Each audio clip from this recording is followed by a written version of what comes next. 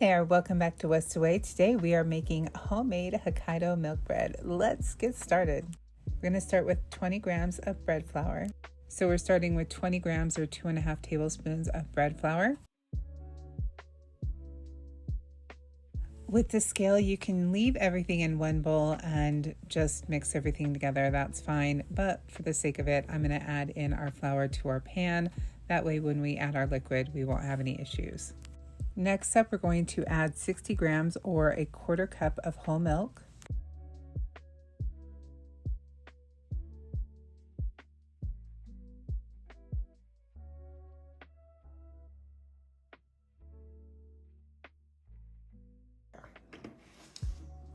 We're going to pour that into our pan. Then we're going to add 27 grams of water, which is about 1 3/4 tablespoons of water, just a little over that. Doesn't matter the temperature. We're going to warm it up later, so don't worry about that. And then go ahead and add that to your pan. I mean, you can keep everything mixed in one bowl, then add it to the pan. It's totally up to you. Now take this to the stove. We're going to cook this on medium to medium-low heat, but just do not take your eyes off of this. You want it nice and thick, like a roux or thick paste, and this happens really quick. Cover it with a lid and let it cool to room temperature. While we're waiting for that to cool, we're going to go ahead and measure out our flour. So 320 grams of flour, or about 2 cups.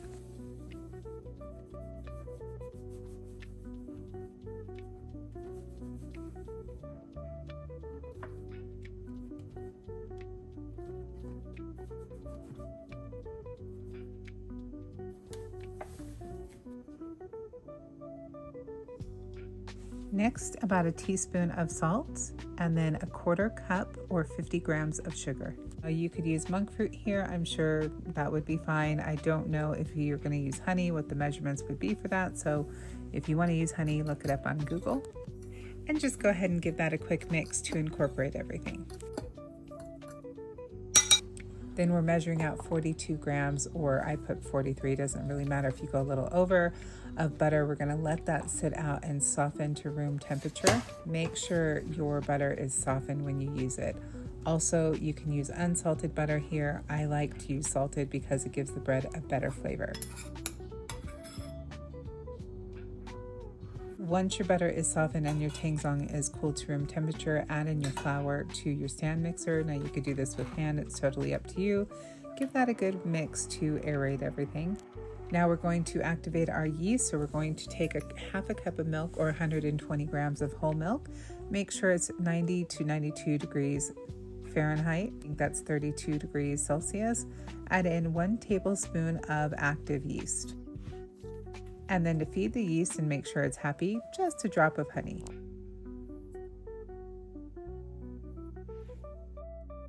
And then give that a quick mix.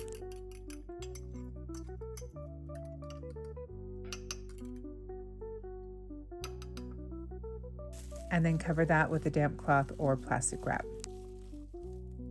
Once your yeast is activated, you're going to start mixing everything together. So add your tangzong to your flour mixture. I add in my butter now because I just find that the texture is better when you add it in the beginning. Then we're going to add in our active bubbly yeast. It's nice and happy. And make sure not to waste any of that liquid. Get a rubber spatula and scrape all of that out. You don't want to waste any of your yeast.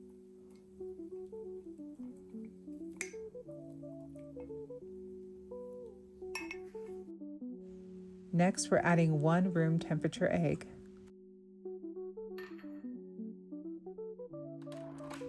Use your dough hook and go ahead and start mixing that up. You're going to mix this until it starts pulling away from the edge and kind of slapping the edge of the bowl. Stop there, otherwise you're going to overmix it and it's going to have a dense consistency. Once it's ready, we're going to just lightly grease a bowl.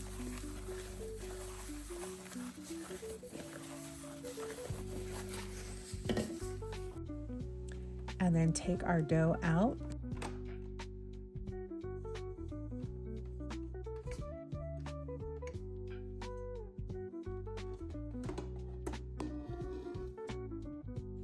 It should pull pretty cleanly away from the bowl. It might be a little bit sticky, but it's pretty clean away from the bowl.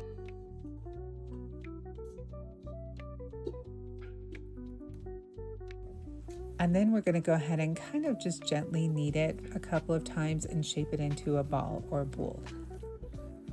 Again, here we're just gently kneading it.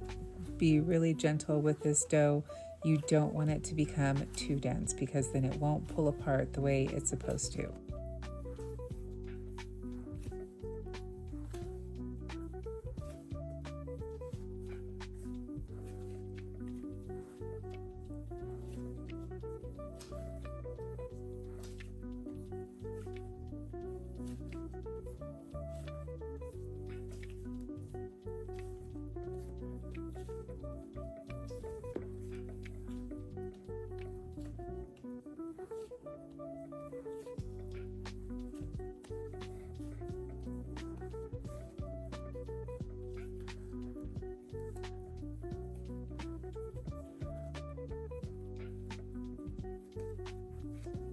And then we're just going to do a little push and pull to drag it and build tension.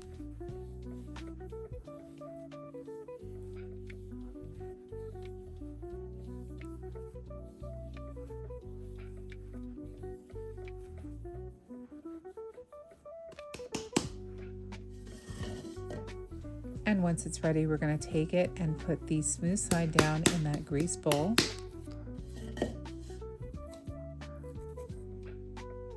And cover that with a damp cloth. Let it rise. Once it's risen, go ahead and punch that air down.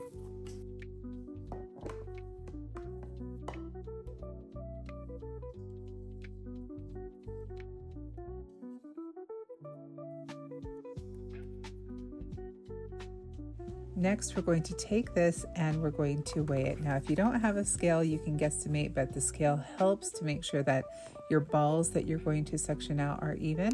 That way it prevents uneven baking. We're going to break this up into 4 balls. So per the weight on my scale, it was about 680. We're going to divide this in about 170 for each ball, 172.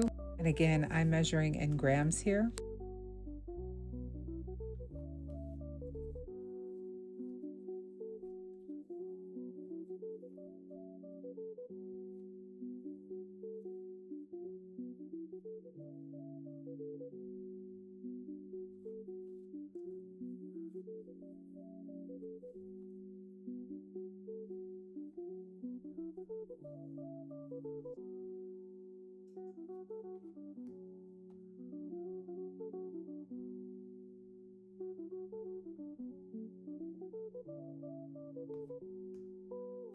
Then we're going to just roll each piece into like a light ball so that we were bringing all those pieces together.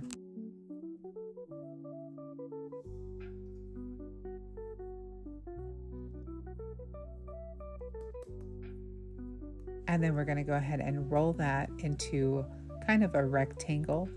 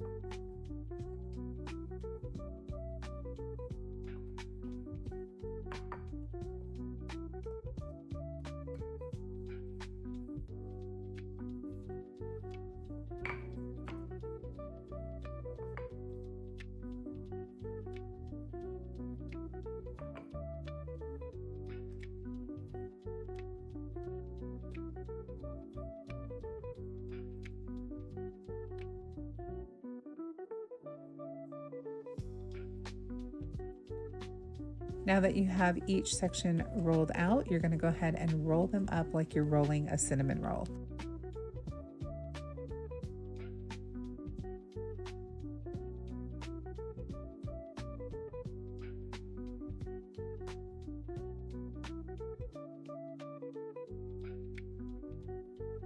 And just pinch the bottom together.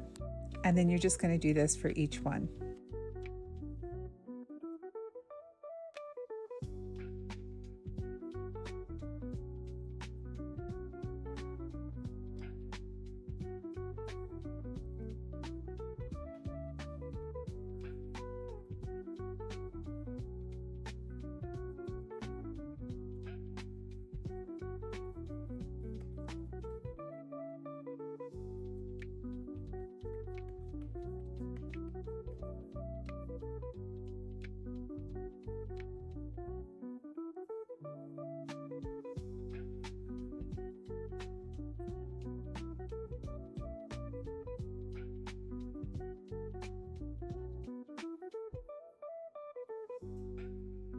And then just take a greased loaf pan and take each section, and you're just going to line the loaf pan.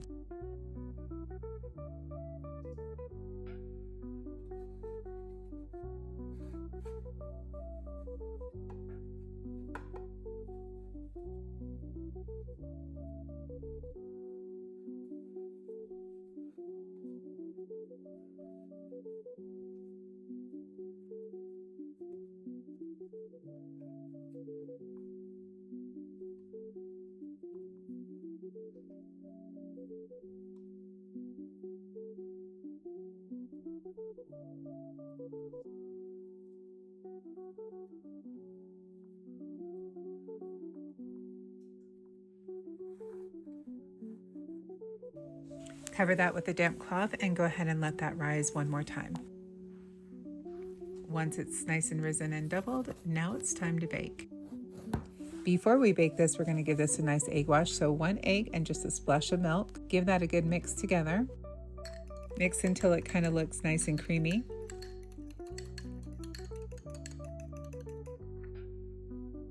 Now we're just going to brush this on top of our dough. We're not using all of it, of course, just a little bit of it, just lightly brush it. This is going to give our bread a really nice glossy look. Now, if you don't want it glossy, you could always just use milk, and that's going to give it a matte look to it. Or you don't have to use anything at all. It's totally up to you.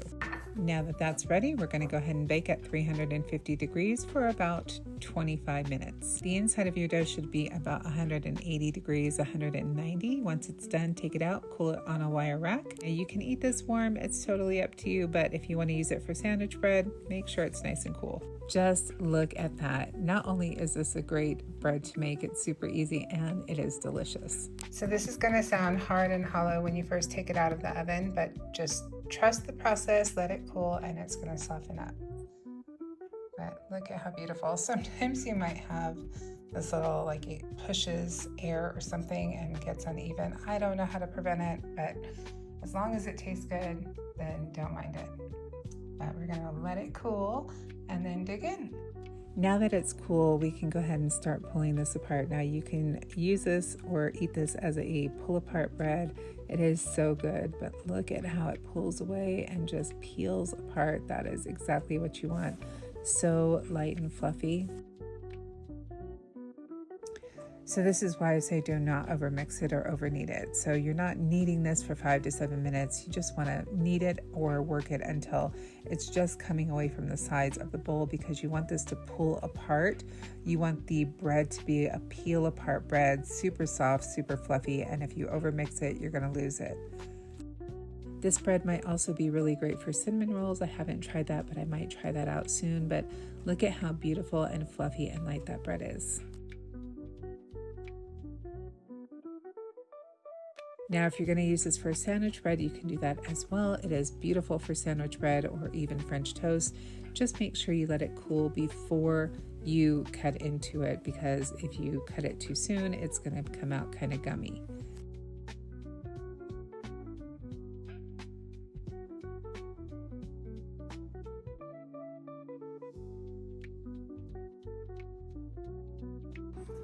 If you're going to use this for bread, it makes great sandwiches, but also if you're going to make some French toast, this will take your French toast up to the next level. It is so good. Melt in your mouth. Delicious. Try it out. This bread is so delicious and easy to make. So again, think of Hawaiian bread, but better. No fake ingredients, all 100% pure ingredients that you're using from your own pantry. No dough conditioners, nothing like that. And you can feel good about eating it. This makes great dinner rolls, pull apart bread for dinner, or even sandwich bread. You can slice it up, use it for sandwiches. Your family's gonna love it. If you have any questions, let me know in the comments or just give me a shout. Don't forget to like, comment, and subscribe for more. Until next time, happy baking. Bye for now.